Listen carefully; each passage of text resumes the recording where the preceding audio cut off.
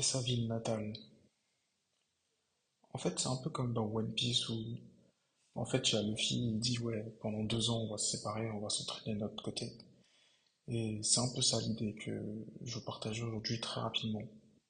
Ça va être un podcast assez rapide. Et en fait, l'idée, c'est peut-être que pour toi ou pour moi aussi, ça marche aussi pour moi. Peut-être que le meilleur move, en fait, c'est de partir et de revenir 2 ans après, mais totalement différent, changer d'environnement. Et c'est ce que je vais faire en fait là bientôt. Je vais partir pour Sydney. Je suis actuellement en France, à Paris, en région parisienne.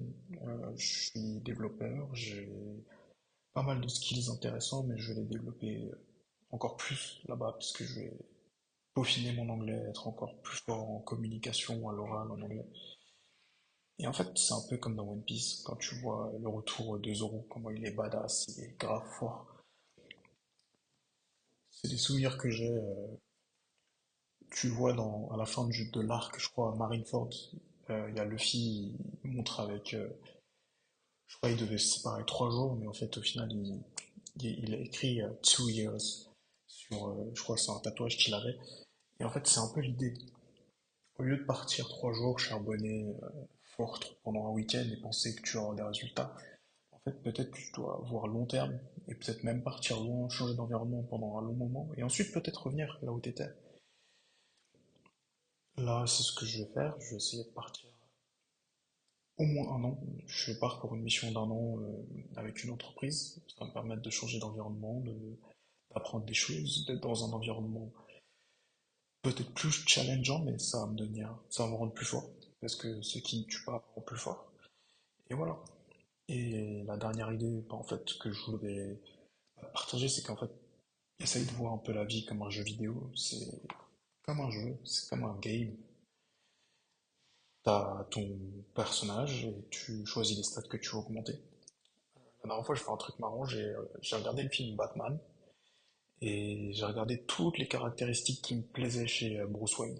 C'est le Batman avec Christian Bale, l'acteur. La trilogie faite par Christopher Nolan, c'est mon Batman préféré, je dirais.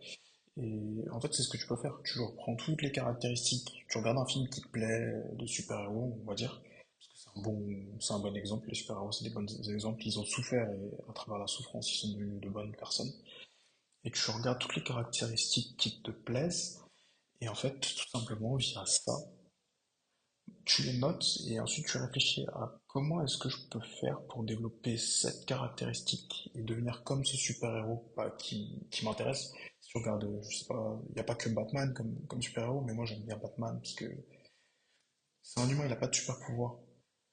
En tout cas, il n'a pas officiellement de super-pouvoir, il les a développés en apprenant les arts martiaux. Et peut-être que si c'est ça si t'es intéressé par Batman, bah regarde ce qu'il a comme compétences. Ça peut être même autre chose qu'un super-héros, ça peut être James Bond. Tu peux regarder, je sais pas, James Bond qui parle 5 langues. Peut-être que après tu vas vouloir apprendre des langues, mais peu importe. Mais l'idée, c'est vraiment tout simplement bah, de partir un peu, prendre du retrait et revenir en mode badass, comme un super-héros ou comme un personnage d'animé. Et c'est un peu l'idée. Et si ça te permet bah, de devenir plus fort, bah t'as gagné en fait. Du coup, voilà, c'est tout pour moi. Et on se voit une prochaine fois.